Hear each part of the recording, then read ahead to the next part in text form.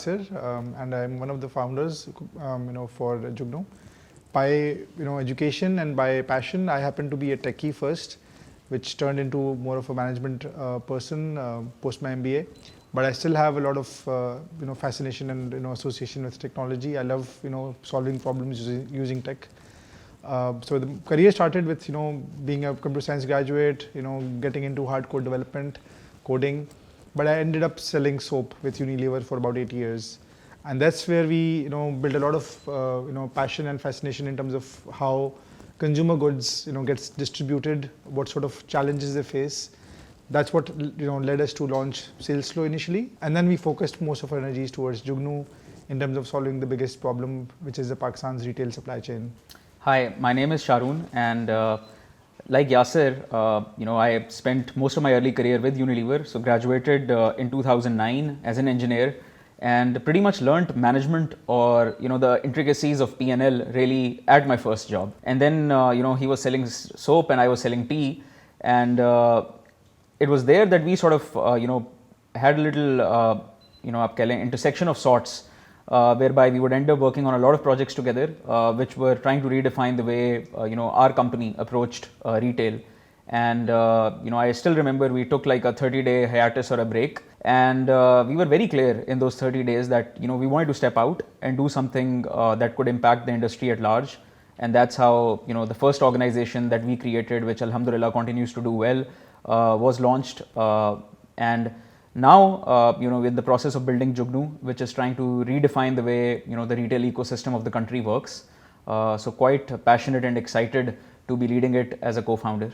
The reason Yasir and I actually left our jobs was to, at that time, the first business model we really built was about solving the not really solving but addressing a quick commerce solution for B2C.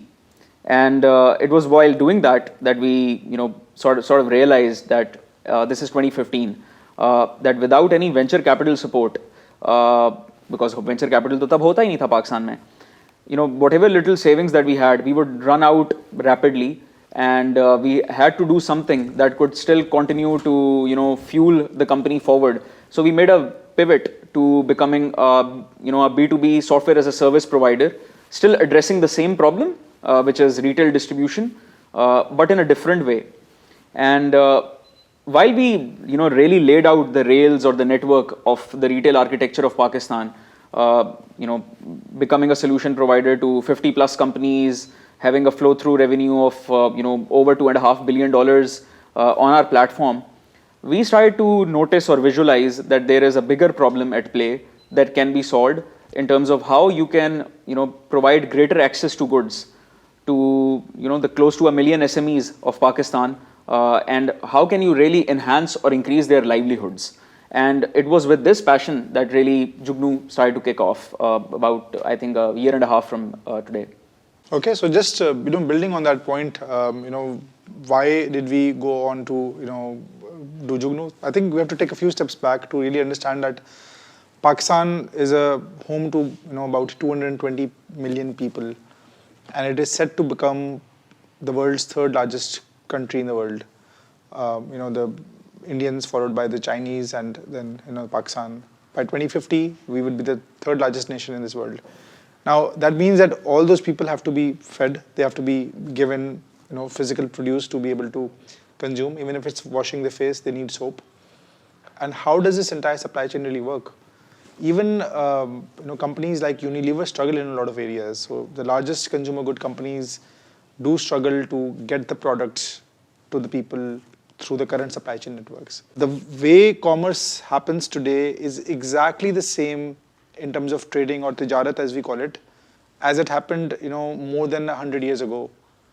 The information supply chain is still sorted to some extent, but the physical supply chain and the financial supply chain is a huge area of concern at the moment. And that's where the mission for Jugnu really came in, to help revolutionize the retail landscape of Pakistan, to lay down the rails, be it a physical supply chain, be it the information supply chain or the financial supply chain. It's easier to look at in hindsight, but at that time I think we had a lot of unanswered questions, a lot of fears, a lot of doubts. But I think what really propelled us probably was just understanding the magnitude of the problem that we could solve. It was a huge motivator in terms of what can be done. I still remember the first conversation I had with my parents, or even, I recall the conversation he had with his parents. They really thought we had lost it. That, I mean, why would you want to leave, a stable career with great prospects of, potentially working outside Pakistan in the next few years, and would want to start something like this? The problem that we are solving, which is virtually half the country's GDP, is such a huge problem that our problems are just too small by contrast that we would really fuss about them, and we were really focused on how we can set up something that starts to solve the bigger problem as soon as possible. Yeah, so who doesn't want to work for an MNC? If you were to go and ask a college student, they would say that this is a dream job, and that's how it was for us as well. Coming out of college, we said, oh, Unilever. We looked at the check size, we got paid on the month end, and we were like, is paise ka kya karna hai? What do we do with this money?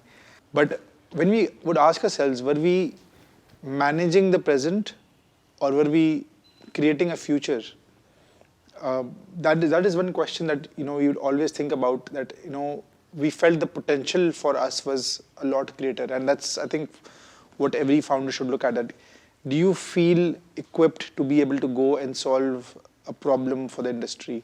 Pakistan has a bright future. The fact that I earlier mentioned as well, that 220 million thriving population, that means that Pakistan would be the third largest country in the world by 2050, and that creates an immense amount of opportunity. So many problems to solve. You may look at it in a way that there may be too many problems, but when you're in the valley, for example, everyone's struggling to figure out what problem can we find that we can solve. Here you don't have to find a problem. You pick up a rock and you have plenty of problems that you could solve. So startups have a huge future, and in this economy, the entire solving of problems will be the one that will be creating the value for the future. So the opportunity is immense. There's a lot of funding, a lot of human capital that is coming our way, and it's quite bright from that perspective. I think as a Pakistani, you have to remain bullish on the future prospects of Pakistan. It's a given. And like Yasir mentioned, that you encounter so many problems in your everyday lives that it's just not possible that those problems will not be solved, or at least the major ones will not be solved. So the entire prospect of startups solving a lot of Pakistani problems, that enhances Pakistan's economic position, is, I think it's inevitable. It's going to happen. Besides that, I think what the country also needs is a very conducive environment in which the founders operate. Whether there is an ecosystem which has started to come at play to help the other founders out. And this is something that we have started to see a fundamental shift. In fact, on all three metrics, we have started to see a fundamental shift happen, especially in post-COVID era, where a lot of financial, a lot of capital is flowing into the country. There is more sense of optimism when it comes to starting companies and solving problems, and there is Aahista Aahista वो एक network effect has also started to come into play in terms of one startup helping out the other startup to accelerate and grow. So early indicators tell us that things are headed in the right direction. If you really take Pakistan's economy and if you were to slice and dice it, I don't think there is much to slice and dice. It's if it's a $300 billion economy, half of the economy is retail, and you cannot solve the problems of Pakistan without really solving the problems of retail. And Jugnu's mission is to empower and uplift the livelihoods of 1 million small and medium enterprises that operate in Pakistan, largest chunk of which is obviously the Kiryana stores that you see around you. How do we provide how do we increase the livelihoods of these retailers, which can then have a huge trickle down impact on the entire population, is something that Jugnu is working on. Jugnu is on a mission to economically uplift 1 million plus small and medium enterprises in Pakistan, and that's what we remain committed to. The ways and means can change or evolve over time, but the core mission will always be how do we uplift the livelihoods of the retailers in Pakistan? So, well, the starting point is that when you're going to be launching a startup, you got to have an immense amount of passion around solving the specific problem that you want to solve.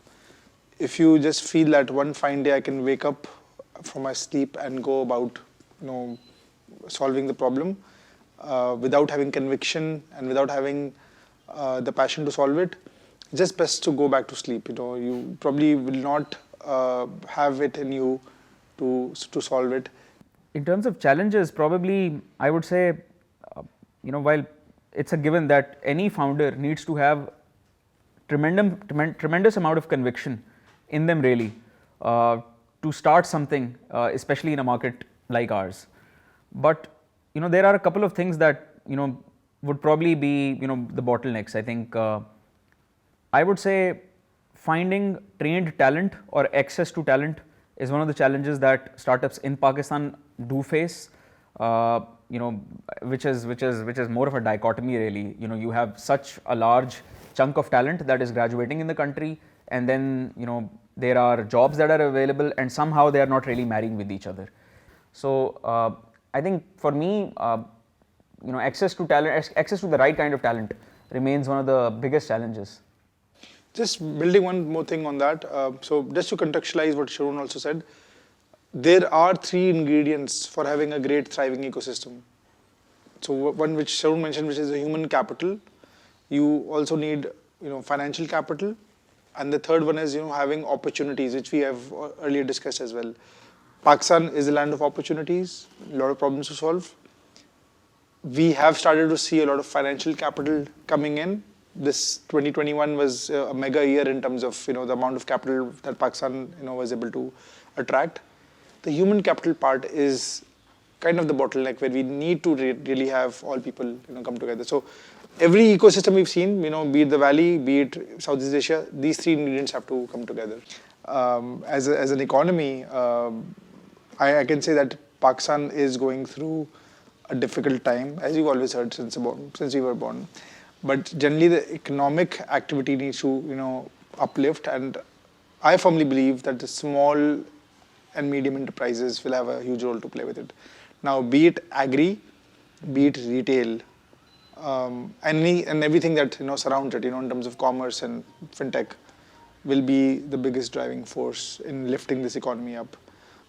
While every end is really happening, because there's just so many opportunities, from just a volume and size point of view, commerce and everything that supports commerce, be it fintech, be it agriculture, be it FMCG, retail, all that basically is to create value around this economy.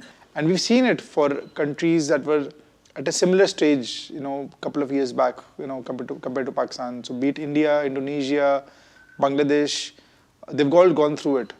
So as Pakistan comes to this stage, there are these problems. Can we have enough founders come together and start solving this?